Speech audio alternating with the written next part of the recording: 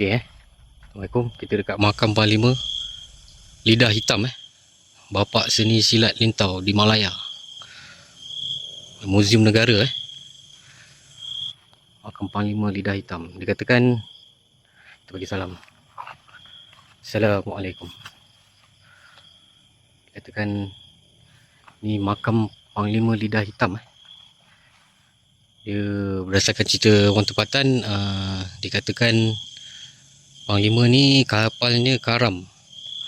Kemudian mayatnya ditemui oleh orang kampung ni. Lepas tu diorang makamkan kat sini lah. Kenapa nama Panglima Lidah Hitam? Kerana lidah dia ada belang putih hitam, dikatakan. Dan mistiknya, batu tu berbentuk lidah. Ada warna hitam batu tu. Semoga penghuni kubur ni, Panglima ni, nama sebenar kita tak tahu. Tapi kita tahu dia seorang Panglima. Semoga Allah merahmatilah roh dia. Dekat tepi kampung ni Kampung Parit Sakai nama ni. Nampak ni. Okey saya nak ingatkan lagi sekali kalau datang makam Panglima ke makam pembesar, jangan dilarang melakukan perkara syirik dan khurafat Dosa besar Allah tak ampunkan dosa ni. Ada orang matikan kawasan sini. Dilarang melakukan perkara syirik dan khurafat. Itu cerita dia lah.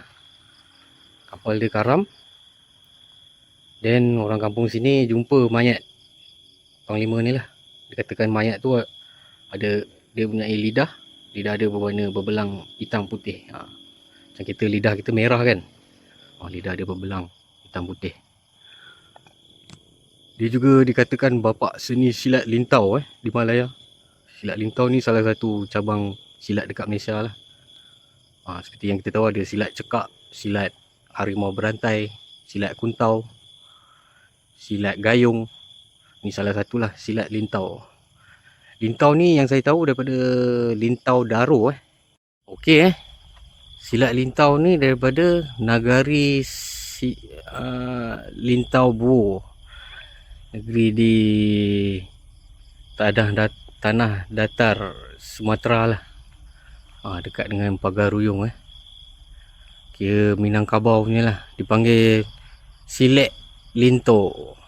Ni bapak seni dia Hebat orang yang hebat Bukan siapa-siapa boleh dimakamkan macam ni. Kalau orang biasa tak dapat macam ni. Maknanya betul lah. Saya harap semua makam ni dapat dipelihara lah. Dibaik pulih, diterangkan ke, letak lampu ke. Sayang bumbung dia pun boleh tengok.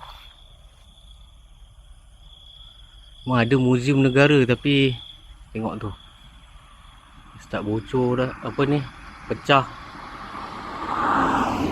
Lagi tu dia tepi jalan kan, jadi perlukan maintenance lah. Okey Makam Panglima Lidah Hitam jangan main-main ni bukan orang biasa Okey, adanya makam ni buktikan orang kita dulu ada yang menjadi pelindung untuk masyarakat Panglima bukan siapa-siapa boleh jadi Panglima Dan dia juga digelar Bapak Seni Silat Lintau Malaya Hebat Salah satu cabang silat dekat Malaysia lah sekarang. Semoga Allah merahmatilah roh Panglima ni. Katakan juga masa kerajaan nak buat jalan ni, kubur dia dekat sebelah parit. Lepas tu dialihkan dialihkan sebab nak buat jalan kat sini. Ni jalan ni. Sepanjang ni lah. Kat parit Sakai ni diorang alihkan. Maknanya diorang tak hapuskan Ini memang terbukti lah. Ini memang makam seorang panglima.